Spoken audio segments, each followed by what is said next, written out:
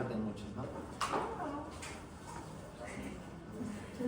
Ya, bueno, el tema que vamos a desarrollar ahora son los síndromes del aparato locomotor y del tejido conectivo.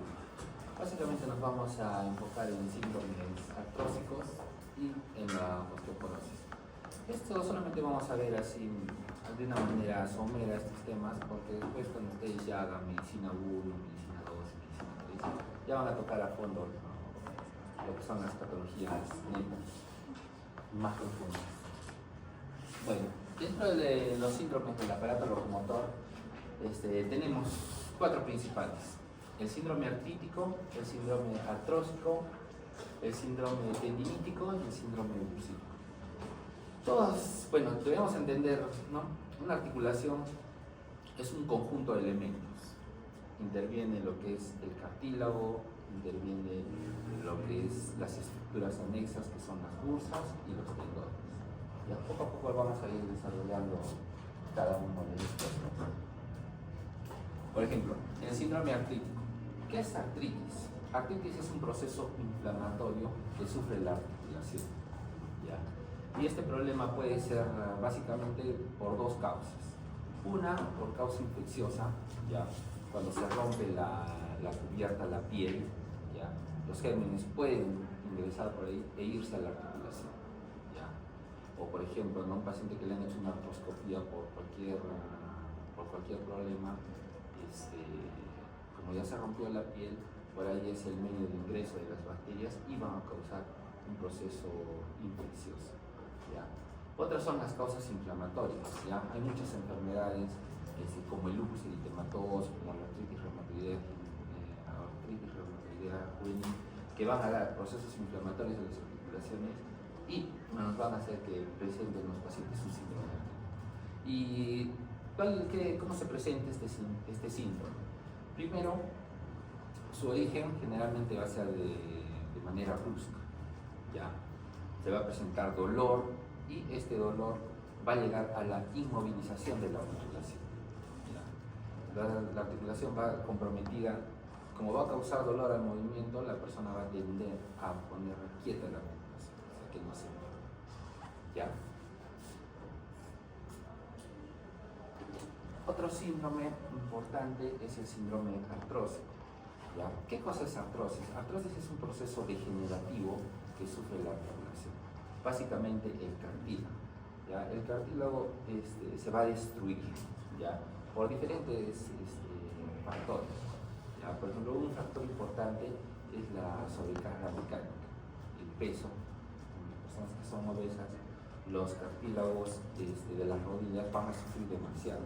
Recordemos que los cartílagos y las almohadillas que se encuentran en esta zona de los meniscos cumplen una función de amortiguación, ¿ya? Pero cuando el peso es demasiado, este cartílago va a sufrir un proceso destructivo, ¿ya? Primero se va a llegar a presentar lo que es el desgaste, ¿ya? Luego, de una manera de tratar de compensar este problema, el hueso se va a llegar a deformar. Esta deformación va a dar lugar a una movilidad limitada. La articulación no se va a mover adecuadamente. Luego esta articulación va a estar inestable y cuando se genera la estabilidad va a haber un mecanismo para tratar de evitar el dolor, que los músculos y los tendones van a cumplir una sobrefunción. Muchas veces estos van a sufrir distensiones o van a sufrir contracturas y se va a complicar más todo el proceso artrósico que está sufriendo. El síndrome artrósico básicamente depende de dos factores importantes. Uno es la edad, ¿ya? Es propio de pacientes de la quinta, sexta etapa de la década de la vida, y otro factor importante es el sobrepeso.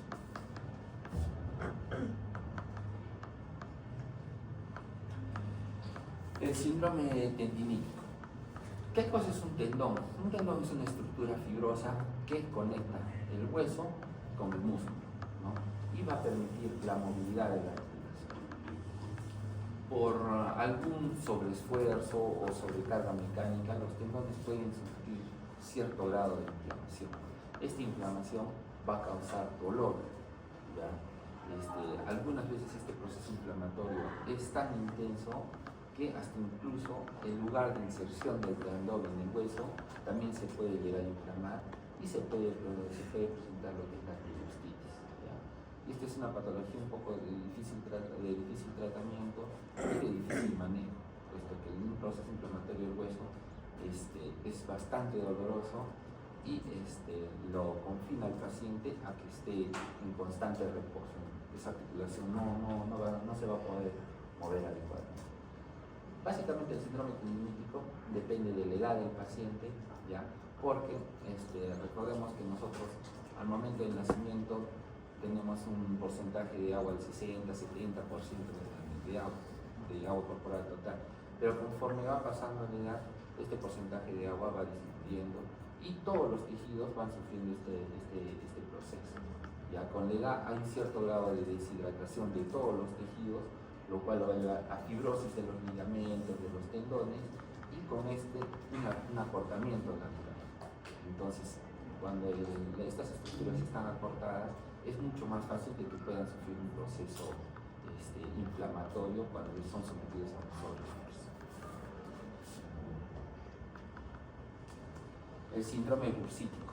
Bueno, las bursas son unas almohadillas, son unas estructuras de amortiguación que están conformadas de un tejido laxo, pero este tejido es muy resistente y fácilmente se adapta a las estructuras anatómicas. ¿Ya? Se encuentra generalmente en lo que son las prominencias óseas, donde están en contacto entre el hueso, en la prominencia ósea y los músculos o los tendones. Ya, básicamente estas patologías generalmente la presentan los deportistas que son sometidos a alta competencia y los pacientes que tienen sobrepeso. La sintomatología de estos 4 síndromes van a ser dolor, inflamación, limitación para la movilidad. Dolor e impotencia funcional, básicamente. ¿Ya? ¿Cómo hacemos el diagnóstico de estas patologías? Muchas veces tenemos que recurrir a lo que es la ecografía. La ecografía nos va a permitir identificar qué estructura está alterada. Ahora, si este proceso no es de tejidos blandos externos, ya se tiene que llegar a recurrir a la resonancia. La resonancia nos va a mostrar, por ejemplo, en el caso del síndrome artrítico y del síndrome artrósico, nos va a mostrar el compromiso de lo que son los tejidos blandos.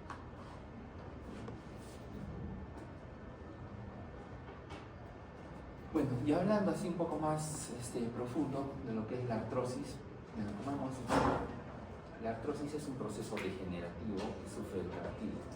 ¿Ya? Poco a poco se va entendiendo lo que es la pérdida del cartílago de la articulación. ¿Ya?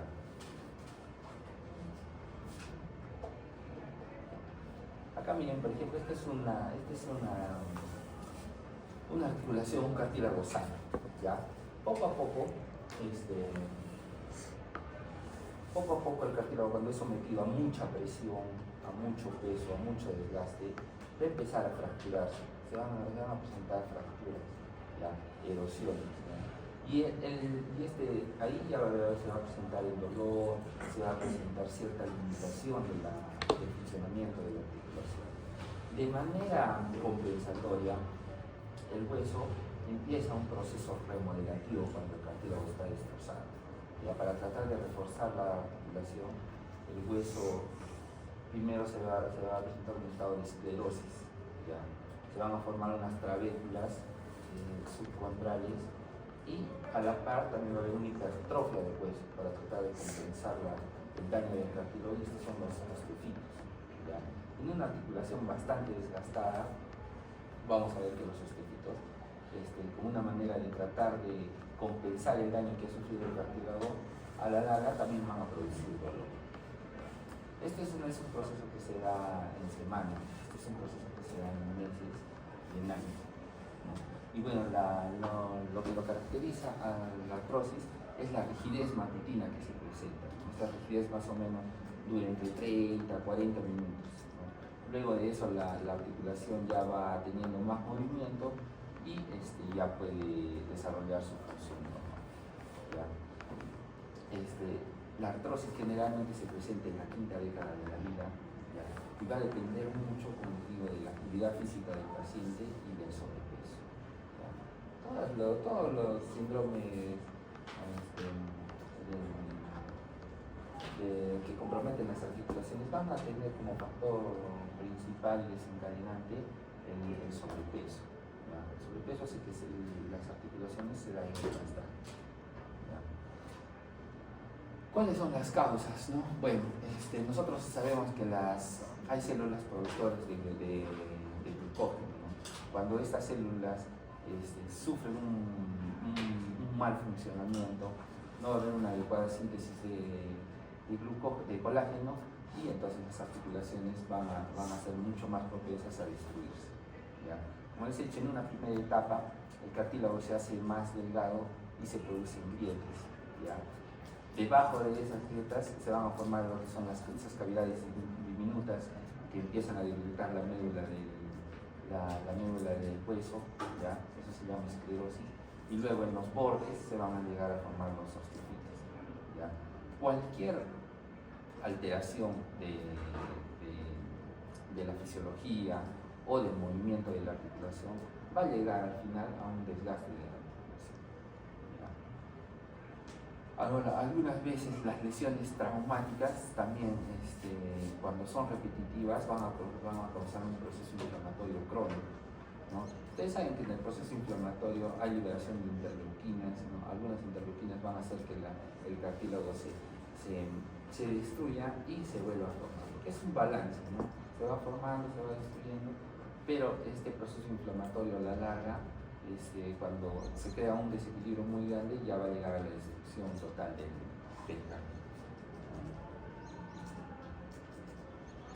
¿Y cómo se clasifican las artrosis? Bueno, hay artrosis que son primarias y secundarias. Las primarias, bueno, también se las conoce como las artrosis idiopáticas, que a veces no se tiene una causa definida, ¿no? Dentro de esto tenemos como principal patología la condromalacia rotuliana, ¿ya? Y las secundarias, bueno, donde más o menos se puede tener una causa, ¿no? Como si puede ser los traumatismos, puede ser las infecciones, puede haber alguna alteración congénita o algún trastorno metabólico que pueda ser un factor predisponente para la destrucción del cartílago. Todas estas patologías siempre van a lograr un cambio en el microambiente del cartílago y por ende la destrucción del mismo. ¿Ya? ¿Y cuáles son los síntomas que presentan? Bueno, como hemos dicho, el dolor, ¿no? Y esta patología va a limitar bastante la actividad del paciente. Como les he dicho, va a haber una décima que tiene de 30 a 40 minutos, a veces hasta incluso una hora. ¿Ya? El paciente como que necesita calentar sus articulaciones para poder desarrollar sus actividades. Pero algunas veces el dolor es tan fuerte que, bueno, el paciente de nuevo se tiene que poner en reposo. Y de nuevo, poco a poco tiene que volver a hacer funcionar sus articulaciones. Va a haber una gran limitación del movimiento, ¿ya? El cartílago se va a hipertrofiar, ¿ya? Tanto por la acción del hueso, de los tendones, los ligamentos, que se van a llegar a hipertrofiar para lograr una estabilidad mejor de la articulación, ¿ya? Y dentro de este proceso de hipertrofia también va a haber un cierto grado de edema, donde se van a presentar los nódulos. Generalmente esto se presenta en lo que son las articulaciones de las manos. Y a veces son tan fuertes las contracciones que se presentan que los dedos se quedan así, ¿no? Con esas desviaciones. Estas son las contracturas en flexión. A veces pueden ser tan fuertes que las articulaciones van a presentar luxaciones y deformidades.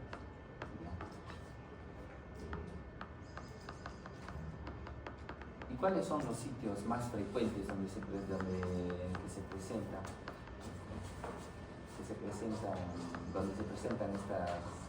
esta artrosis? Bueno, los más frecuentes, ahí lo podemos tener, cosas que están marcados con rojo, las interfalángicas distales, ¿ya?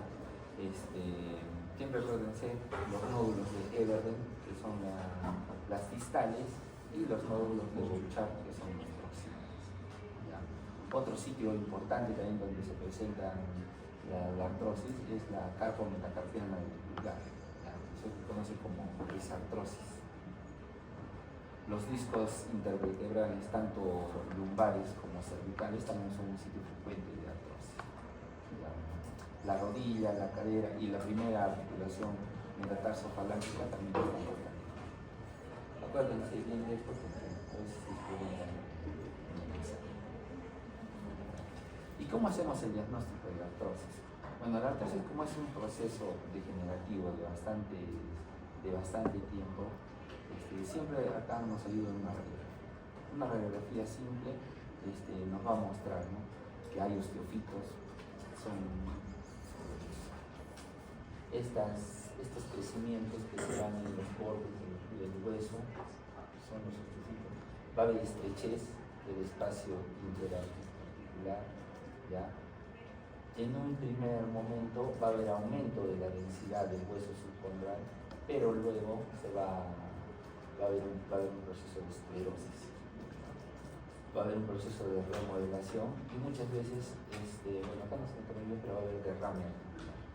La articulación se va a hinchar bastante en el paso. La radiografía siempre nos es de bastante apoyo para hacer el diagnóstico de esta patología. Y sobre el tratamiento, bueno, hay un tratamiento que en un primer momento es no farmacológico. Y ya luego, si estas medidas no funcionan, se va a llegar a un tratamiento farmacológico. La terapia no farmacológica, básicamente, el paciente tiene que perder peso. Como hemos dicho, el sobrepeso es un factor predisponente para el desarrollo de estas patologías. La pérdida de peso va a ayudar bastante.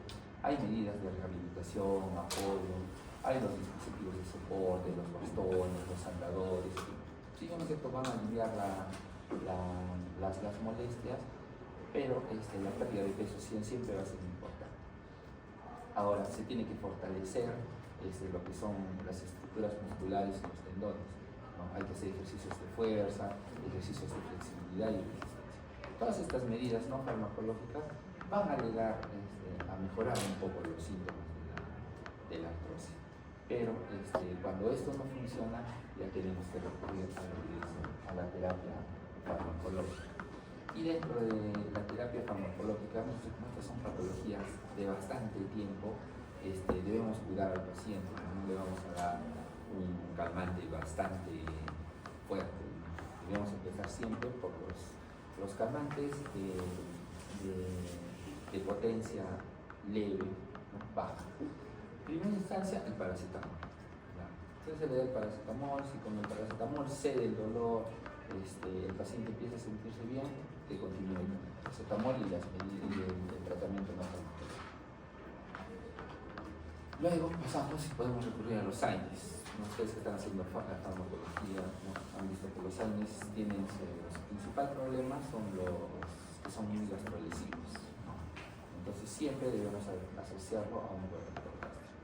También depende de las personas, ¿no? Hay pacientes que pueden tomar bastante tiempo, años, y no les causa nada, ¿no? Pero hay pacientes que toman 2 o 3 pastillitas de ibuprofeno, de naproxeno y empiezan a sentir bastantes molestias gástricas, ¿no? Ahora, acompañado, la terapia me enfocada en base al dolor, ¿no? Pero como hemos dicho, también hay estructuras que están comprometidas. Los músculos a veces, por tratar de que la articulación no se mueva, están en un estado muy contraído, entonces van a sufrir contracturas musculares. Entonces, por un relajante muscular como la ciclobenzaprida, como la orfenadrina, nos van a ayudar. Nos van a ayudar a que el músculo no esté contracturado y disminuir el dolor. Luego de esos pasos, si el dolor es muy intenso, ¿no?, se puede recurrir a los corticoides. Pero una vez que se recurre a los corticoides, se recomienda que estos sean por vía oral y en periodos muy cortos, ¿ya? Se utilizan también los corticoides intraarticulares, las infiltraciones, ¿ya? Todavía se utilizan, todavía se hacen, pero se ha visto que a la larga, en un primer momento sí, va a disminuir el proceso inflamatorio, va a calmar el dolor, pero a la larga condiciona a una destrucción más rápida del tejido cartilaginoso. Entonces, en un primer momento sí les va a aliviar si van a estar bien, pero a la larga va a ser perjudicial. Entonces, ahora ya no se indica mucho los corticoides. Lo que sí se ha visto que tiene bastante ayuda es el ácido hialurónico. Se aplica directamente en la articulación cada 2, cada 3 meses y eso se ha visto que sí, tiene un mejor pronóstico si lo comparamos con la utilización de los corticoides. El sulfato de conditina y la glucosamina ayudan a la regeneración del cartílago, entre comillas. Se ha visto que sí, en algunos pacientes les va bien, pero en otros no tienen mucho efecto positivo. Bueno, ahora vamos a hablar un poco de lo que es la osteoporosis. ¿Qué es la osteoporosis? La osteoporosis es una enfermedad metabólica, donde hay una disminución de la densidad ósea. Esta disminución de la densidad hace que los huesos sean más blandos, más frágiles y lo va a predisponer a que el paciente pueda tener fracturas. Los principales sitios de afectación de la osteoporosis vienen a ser la columna, dorso lumbar, las articulaciones de las caderas y las muñecas.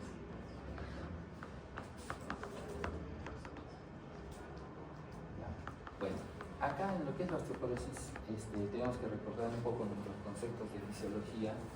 Este es un proceso, ¿no?, que se va a dar, un proceso de formación y resorción. La formación está a cargo de los osteoblastos, ¿no? Ellos van a formar hueso y los osteoclastos van a reabsorber el hueso, van a destruirlo, ¿no?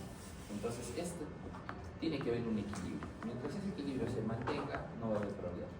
Pero cuando hay algún factor, algo que está fallando en todo este proceso y hay un desequilibrio y va a haber mayor destrucción del hueso, eso es lo que nos va a llevar a presentar osteoporosis. Por ejemplo, si hay una afectación en la hormona, la paratormona, la PTH, o hay un problema en la calcitonina, o hay algún manejo en los estrógenos, o hay un déficit de vitamina D, nos va a llevar a la osteoporosis. Se dice que en las personas la densidad máxima del hueso es a los 30 años. De ahí ya la densidad del hueso empieza a disminuir de manera fisiológica. Y este problema se da a nivel de los dos tipos de hueso, tanto el hueso cortical como el hueso trabecular.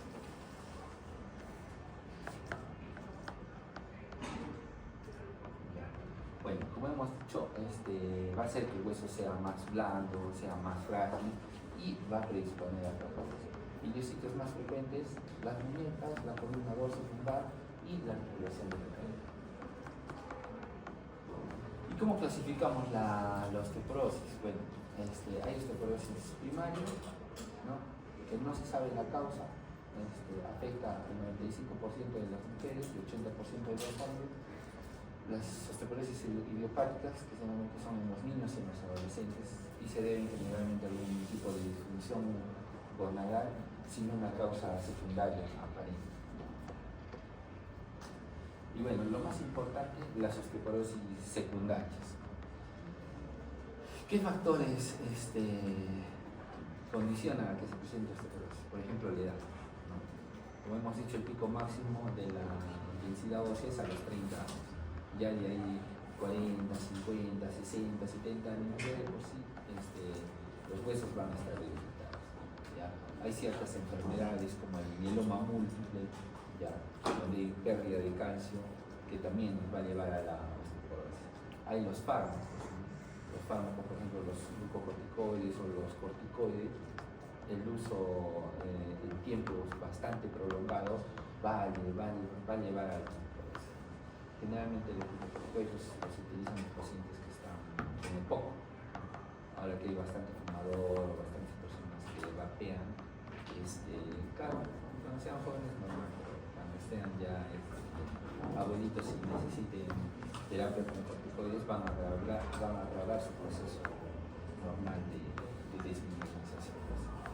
Ahora, las enfermedades renales crónicas, ahora hay un montón de pacientes que son diabéticos, hipertensos, ¿ya? Que a la larga los va a llevar a una insuficiencia renal. ¿Ya? Cuando hay un trastorno renal, va a haber pérdida de calcio, ¿ya? Y nos va a condicionar a que se presente la osteoporosis. En las mujeres, los problemas hormonales, cuando ya entran a la menopausia, el proceso de desmineralización ósea también se acelera. El tabaquismo, las personas que son delgadas, por el mismo hecho de ser delgaditas, son más frágiles y más propensas a tener osteoporosis. El alcohol, ¿no? El alcohol también condiciona directamente un factor para que el paciente presente. Mucho más si hay antecedentes de papá, mamá, abuelos con osteoporosis, también es muy probable que nosotros también podamos tener osteoporosis. Los pacientes de raza blanca, de por sí solos, ya por ser blanquitos, nos predispone a hacer osteoporosis. El sedentarismo, ¿ya? Ahora hay bastantes personas que ya no practican deporte, ¿ya? Entonces el deporte se ha visto que hace que los huesos sean más duros, más resistentes. Si una persona no practica deporte, sus huesos van a ser más frágiles. Y también, bueno, el déficit de vitamina D, con otras patologías como el hiperparatiroidismo, la hipofosfatemia, también condiciona que los pacientes puedan presentar osteoporosis. ¿Ya? ¿Y qué síntomas presentan estos pacientes? Generalmente son asintomáticos, hasta que presentan algún tipo de fractura, ¿no? Cuando recién tienen una fractura y les toman una radiografía y ahí recién se dan cuenta de que ese hueso está no está adecuadamente, no está radiopaco. Radiopaco se les llama que son blancos, ¿no? Sino son huesos radiolúcidos, no son muy blanquitos. 2/3 de las fracturas que ocurren a nivel de la columna cervical, hemos dicho los sitios más frecuentes, que son la columna dorsal y lumbar, son asintomáticos, ¿no? Las personas no se dan cuenta. Como son microfracturas, no pasa nada. Un poquito de dolor, se toman su calmante del dolor y se les pasa. Pero eso hace que con el tiempo las personas han visto que se van disminuyendo de tamaño. Eso es justamente por las microfracturas que sufren las vértebras. Mucho más se llegan a dar cuenta cuando, por ejemplo, sufren una caída, se caen sentados y presentan ahí una fractura, un aplastamiento del cuerpo vertebral. A veces cuando pasan, cuando están en la combi y se pasan un rompemuelles, a veces los hace saltar hasta el techo y se aplastan así. He visto varios pacientes que han pasado a hacer rompemuelles, se han chocado la cabeza con el techo y se han aplastado, llegan a emergencia y se les toma su radiografía y ve que el cuerpo vertebral está aplastado. Y ahí nos damos cuenta que esos huesos están escleróticos, o sea, tienen osteoporosis. Y la posición inclinada también, ¿no? Por las microfracturas que sufren las vértebras, afecta a estos pacientes. ¿Y cómo hacemos el diagnóstico de osteoporosis? Esto se hace básicamente por la absorciometría radiológica con energía dual. Se conoce como DEXA, es la densitometría ósea, ¿ya? Este estudio se debe realizar en pacientes mayores de 65 años. Pero si alguna persona, por ejemplo, utiliza glucocorticoides y está en la menopausia, ya desde que está en menopausia ya debe hacerse. Se debe hacer cada año o cada 2 años se recomienda que se haga una densitometría ósea. Si tiene alguna fractura por fragilidad, a veces pequeños golpecitos y ya se fracturó, se cayó en la cama, apoyó la muñeca, se fracturó. Entonces toda fractura por fragilidad siempre se recomienda de que se haga una densitometría ósea para saber cómo está la densidad. ¿Ya? Si por ahí se toma una radiografía y se encuentra una disminución de la densidad ósea, también ya nos puede estar orientando a un paciente por estar haciendo una osteoporosis. ¿Ya? Y si de por sí el paciente tiene alguna patología que va a condicionar una disminución del calcio en la sangre, nos ayuda para pensar en que puede tener osteoporosis. Bueno, y básicamente, ¿cómo se trata esto? Debemos tratar el dolor, ¿no? Puede haber las microfracturas en las vértebras, ¿no? Y esto, de nuevo, recaemos en corregir factores de riesgo. El dolor lo manejamos con analgésico, pero el paciente tiene que bajar de peso, ¿ya? Se tiene que prevenir las caídas. Si ya hacemos el diagnóstico de un paciente que tiene osteoporosis, debemos tratar de que este paciente no se caiga. Si se cae, su fragilidad ósea va a ser que presente más riesgo de fracturas. Y los abuelitos que sufren una fractura, y principalmente una fractura de cadera, ya se dice que este es un estado premortem, que el abuelito va a estar condicionado a que esté echado en la cama, no va a haber una adecuada movilización de secreciones a nivel respiratorio, los va a condicionar a que hagan una neumonía por repetición, van a recibir su tratamiento antibiótico que en un primer momento sí va a responder, pero después los gérmenes se hacen resistentes y al final fallecen en la neumonía. Hay que disminuir el alcohol y el tabaco en las personas que estén con esto. Se puede dar aportes de calcio con vitamina D, el alendronato, también que estimula la formación ósea, la teriparatida, que es un medicamento que detiene lo que es la resorción ósea. También van a ayudar, ¿ya? Y en sí debemos enfocar en lo que, si tienes un factor de riesgo, en tratar la enfermedad. Si tienes insuficiencia renal, debemos tratar la insuficiencia renal para evitar que a la larga pueda llegar a una osteoporosis. Si tienen mieloma múltiple, damos la quimioterapia contra el mieloma múltiple para evitar que llegue a una osteoporosis. Básicamente, eso sería todo. No sé si tienen alguna pregunta, algo. Alguna duda.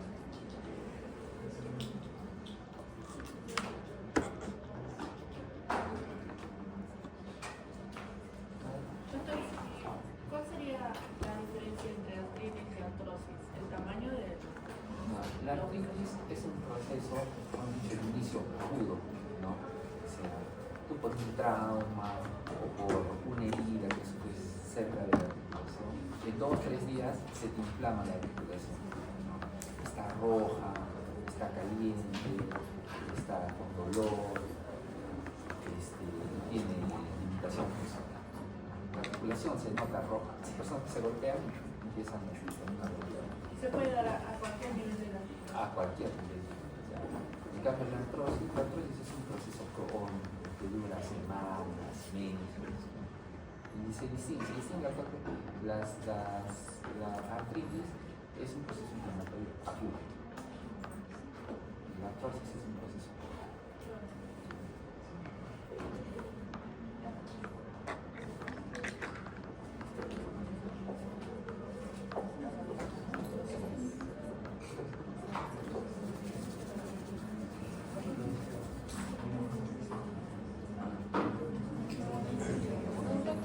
¿Puedo sacar las diapositivas? ¿Puedo sacar las diapositivas?